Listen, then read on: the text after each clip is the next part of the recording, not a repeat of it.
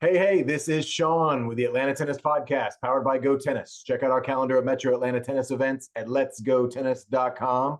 And if you're a fan of Bull Shark Sports, go to shop.letsgotennis.com. Get yourself a hoodie or a hat. And while you're there, check out the Atlanta Tennis Monsters collection just in time for Halloween. Today, this is Youth Sports Talk with Coach Ben Hestley. Today's talk, we are discussing doing things properly versus doing things effectively. Ben, you ready to talk youth sports? Let's dive in. All right, today, effectively or properly? That is the question. Ben, let's start with some definitions, please. Define effectively and properly for us. All right. And these are just my definitions. I think it is Coach Ben's definitions. This is not what Webster says. And because particularly these two terms have come up, properly and effectively, and how are they? What do we mean by them in terms of youth sports coaching? And so here's what I think: properly is like, quote, the right way, and the right way is basically, in this case, whoever the adult authority figure is, whether it's a coach, a parent, someone who is looking at the kid and assessing or evaluating them in some way. Okay. Effectively is more about the player. So it's more, can the player consistently execute the skill? Can they find can they find the most effective movement solution to achieve the skill that we're asking them to achieve? Okay. So you could think of properly falls more in line with like coach centered. This is the way coach feels it should look. Whereas effectively falls more in line with player centered. Okay, we have a task at hand and the player finds the best way to achieve that task. All right, so it makes me think of the Alta player that plays his first tennis tournament.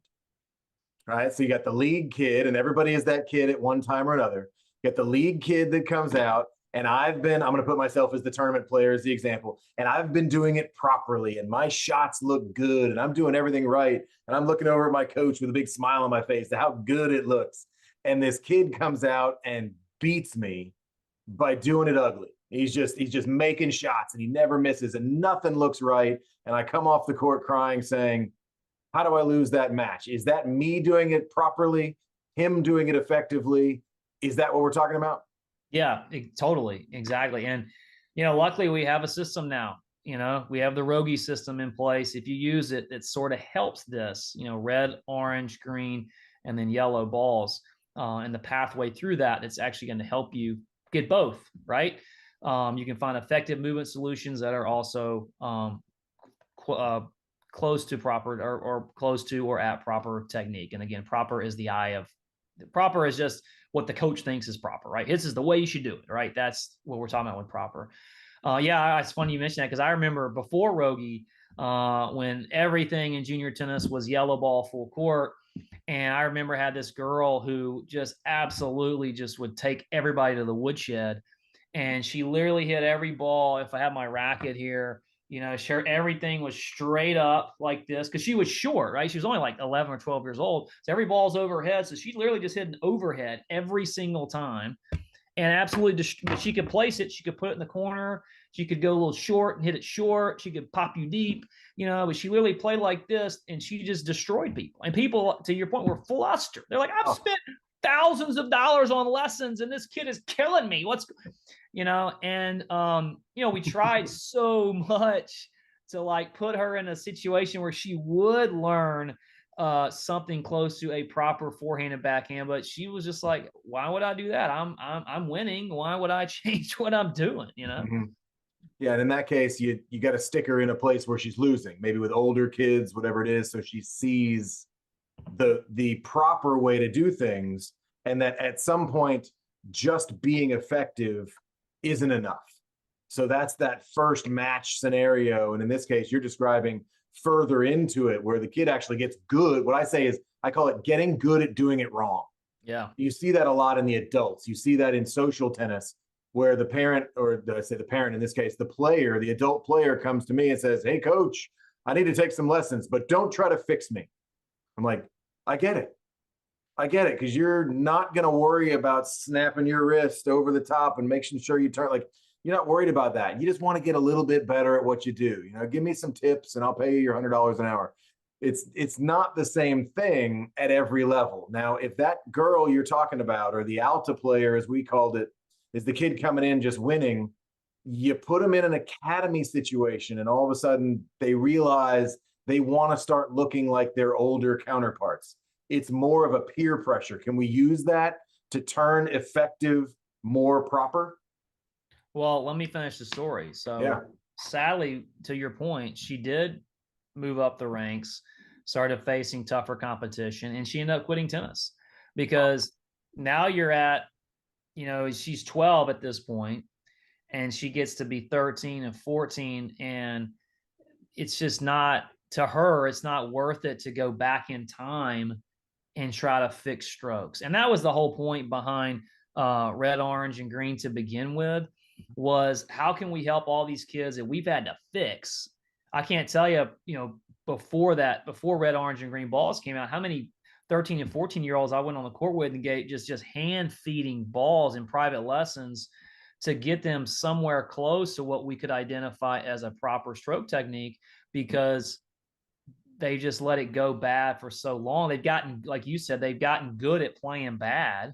Yep. Or gotten good at looking bad. And so now it's just so super hard for them to go back in time, Yeah, and I like your mention of the quick start systems that have been put in place, because that was late 2000s, right? 2007, 8, 9, in that range. And Yeah. I think we're reaping the benefits of that, because I'll timestamp us a little bit in this episode and say Taylor Fritz made the finals of the US Open, and Tommy Paul's top 20 and Ben Shelton's top 20 and Sebastian Korda's top 20. Well, guess when they were all Francis. Don't forget Francis. Sorry, Francis Tiafoe. Francis. Now, Francis is from. He's an interesting study because he's from College Park, Maryland. College Park back in the day, and still to this day, but in the early stages you were talking about, they were the epicenter of red, orange, and green, what we called quick start back then. But I know several pros that were coaches there at the time, and Francis was in that program. And so now you seeing him 10, 15 years later playing in the US Open. And we look at the birth dates of those kids when all those kids were 9, 10 years old, probably using those systems. All of a sudden we've got what, 5 or 6 guys in the top 20. Now, if we want to major yet, and everybody can complain about American tennis at a different time, that I bring this up as a potential success story to be able to say, hey, you know what? These are the kids at the right age. They got the right training. They didn't have the balls bouncing over their heads, so they weren't hitting overheads every time. And I think it's a good thing. Some people think it's a bad thing. That's fine.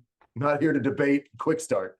But in this case, it allows them to do it more properly in the beginning, to where effective is properly. I have to tell kids all the time, do it right and do it consistently right, and you will be more consistent. Yes, you can get it accomplished wrong.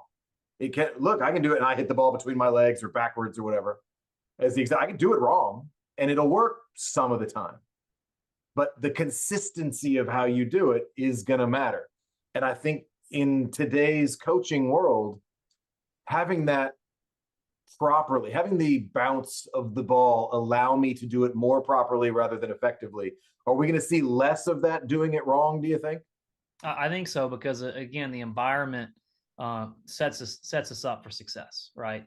And I appreciate you bringing up all those guys that have come up, where they play red, orange, green or not, whatever, but they clearly were.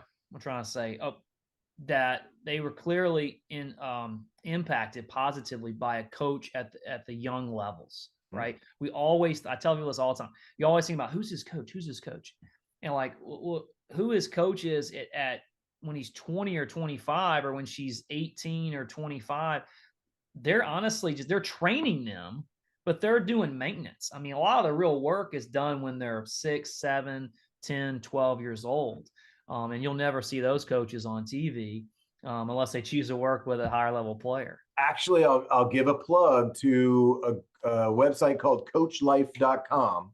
because on the Atlanta Tennis Podcast, we got a few interviews with some of those coaches, and they're showing outwardly the videos and the advice of some of the coaches that worked with the younger players. So Taylor Fritz is an example. His coach is on there, which is also his father. And two tennis playing wealthy parents really helps when you're getting started playing tennis. But then look at Tiafo, no tennis playing wealthy parent. A guy that grew up because his father worked at the National Tennis Center, or not the local big tennis center there. And so just whatever opportunity you have, but let's compare. So we've got some professional examples. Let's look at Fritz, who does everything properly. Let's look at Tiafo. Is he a good example of effective? Because I would pretty much change every single one of his strokes if I could. Yeah, I mean, he's a raw athlete, man. He Yeah. just moves around the court, finds how to get his body in effective position. Yeah, I mean, his serve is not the textbook serve like a Federer or Sampras or even Agassi. I always tell people, if you want to look at technique, just go watch Andre Agassi. He probably has the most flawless technique of any player, in my opinion, of any player that's ever come through. But they do it different ways, right? So the point here is, I guess, let's move it to more like the coaching environment, right? So we talk about properly or effectively. Like, there are parameters that the player must achieve, right? Parameters meaning I've got technical. guidelines. So let's just say, for example, let's just take the forehand.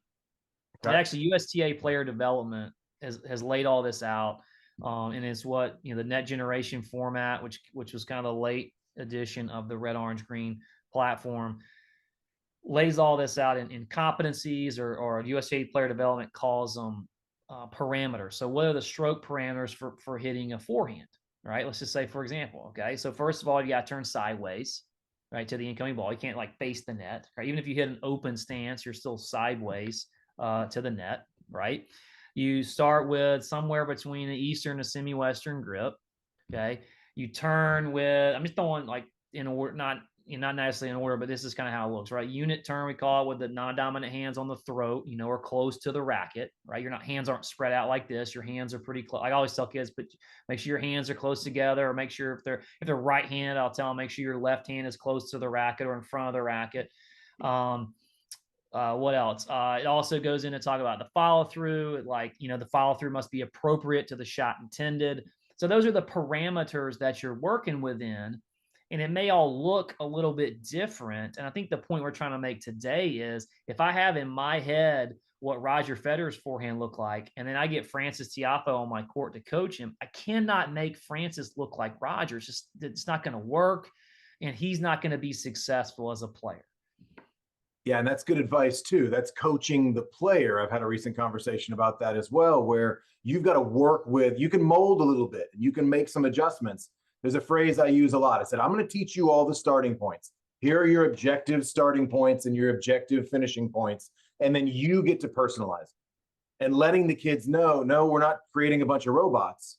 We just giving you these guidelines. That makes me think of Bill Murray. This is more of a guideline than a rule, right? In this case, Tiafo says, right, but if I do it this way, I can whack it 1,000 miles an hour and it goes over there and it's in. I'm like, we'll do it 10 times in a row. And then I think I'm going to be right. And he does it. Like, all right, crap, you keep doing it. You're fine.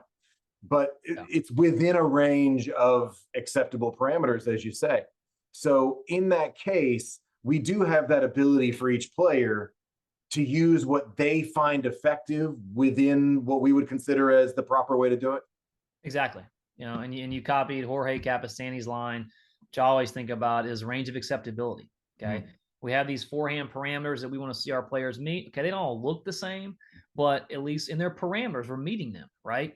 And so we work within, and tennis is a game where variables change. There's lots of variables, and things are constantly changing in the game of tennis. And you have to be able to have adjustability and adjust your strokes to fit the situation you're in with the intended outcome that you have. Okay. I'll give you a quick example. Used to have, and we have the traditional tennis and like old school coaching has this like one way in mind. Here's how you hit a forehand. Okay. It's usually, yeah, mostly it may be topspin, right? But like you said, you've got to, rack it to the sky, high five your buddy, make a C swing or something, and then finish up high and put the racket in your backpack. Okay. Well, those cues might not be applicable to what the situation is. So here's my example. Coached a lot of red ball tennis, and I used to have coaches when we first started red ball. People knew, oh, okay, this is rally base and all this kind of stuff, and they would try to coach it the way that old school coaching was. So you'd hear them say like, follow through, follow through, follow through, and like over the shoulder, follow through over the shoulder. And they would come to me and say, and then this one coach in particular would come to me and she was like, I'm trying to get them to follow through, and they don't follow through. Like I'm like, well, they don't have to. And she's like, what do you mean? I'm like, they're on a red ball court. Like they're like, the court is only 36 feet apart, and where you have them rallying from, they're even closer. So maybe they're like 25 feet apart.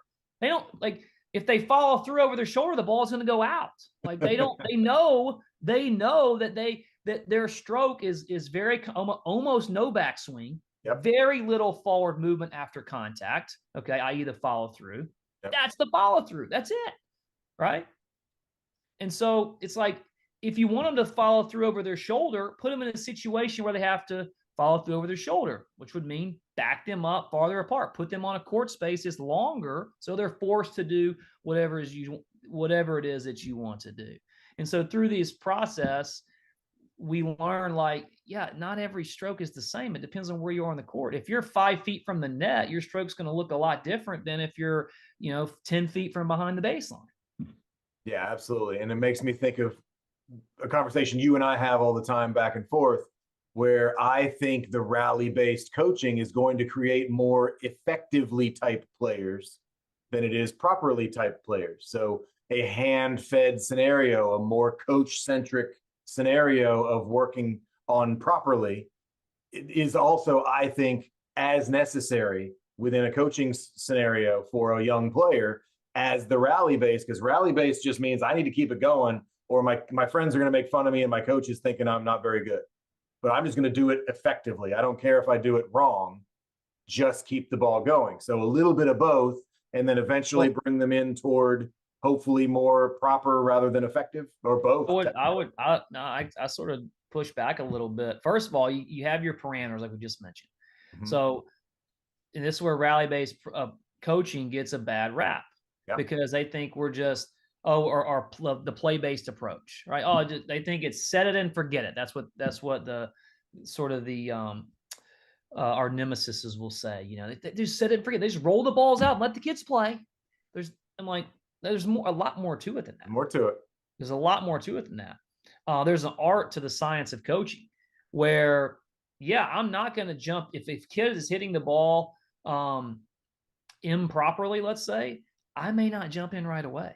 Mm-hmm. Because parents don't understand that. They don't understand that. Will look up and go, she's missed the ball 3 times in a row. I'm like, chill out.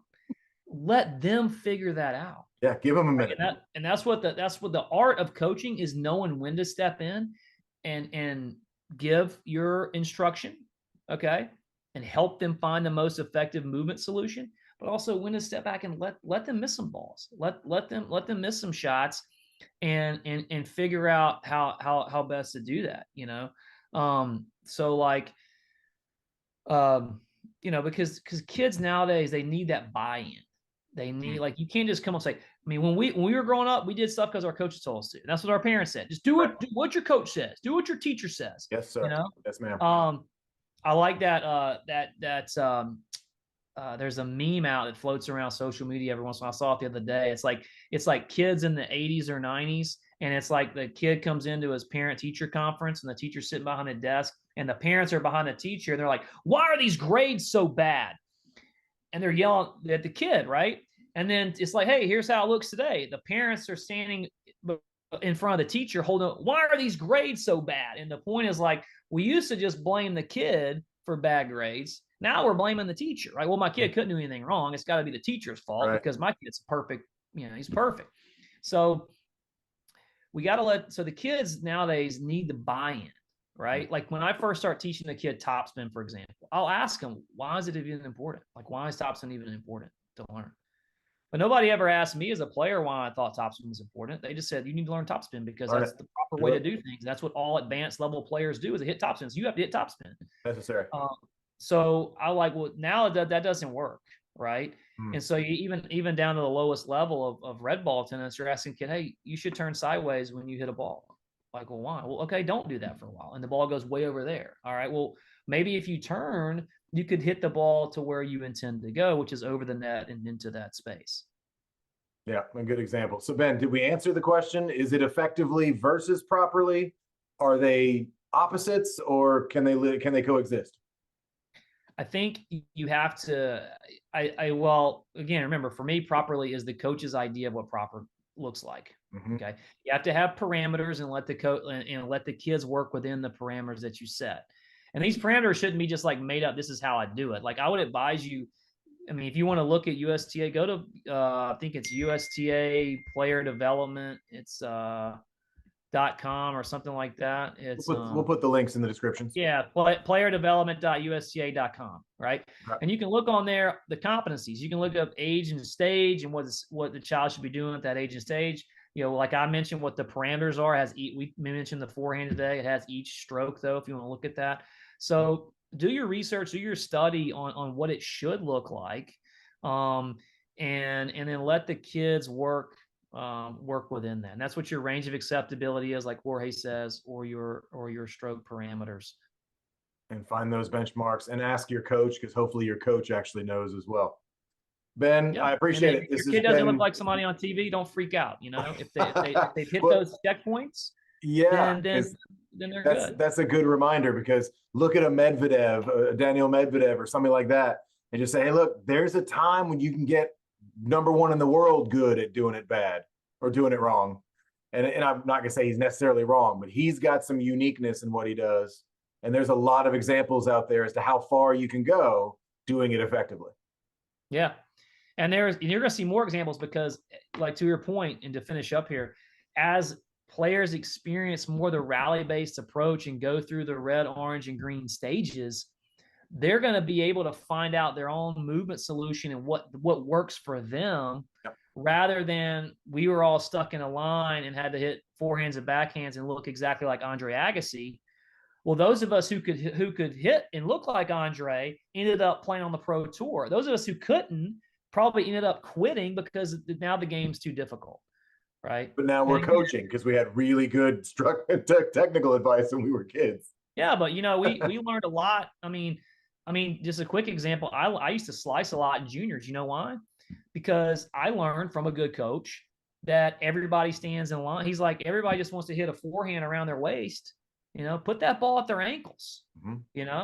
And then I would come in and slice, and I would, as a lefty, I had that nice Greg Ruzetsky looking slice. And I kept that ball super low, and they couldn't handle it. Yep. Yep. Do something different. I mean, tennis is problem solving, right? So again, let your kids be effective in what they can do, all right, within a range of acceptability for stroke technique, and let them problem solve. That's what the game's all about. It's problem solving. There you go. Ben, I appreciate it. This has been Youth Sports Talk with Coach Ben Hesley. Thank you, sir. We'll see you next week. All right. Don't forget to practice at home, everybody.